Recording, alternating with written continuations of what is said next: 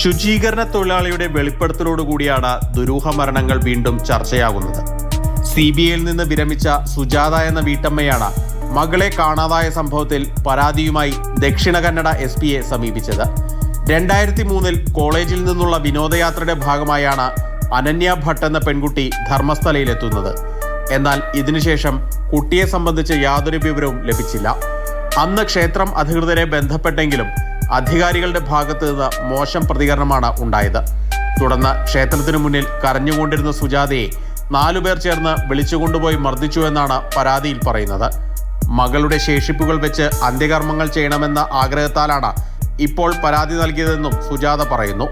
1996 മുതൽ 2014 വരെ നിരവധി പെൺകുട്ടികളുടെ മൃതദേഹങ്ങൾ മറവ് ചെയ്യേണ്ടി വന്നുവെന്ന് മുൻ ശുചീകരണ തൊഴിലാളി വെളിപ്പെടുത്തിയിരുന്നു. ഇതിനെ തുടർന്നുള്ള അന്വേഷണം പുരോഗമിക്കുകയാണ്. അതിനിടയിലാണ് പുതിയ പരാതികൾ വരുന്നത്. ദുരൂഹത നീക്കാൻ പ്രത്യേക സംഘത്തെ കൊണ്ട് അന്വേഷിപ്പിക്കണമെന്ന് വെളിപ്പെടുത്തൽ നടത്തിയ തൊഴിലാളിയുടെ അഭിഭാഷകർ ആവശ്യപ്പെട്ടിട്ടുണ്ട്. വിഷയത്തിൽ ഇതുവരെ ക്ഷേത്രം അധികൃതരുടെ ഭാഗത്തു നിന്ന് കൃത്യമായ പ്രതികരണം വന്നിട്ടില്ല.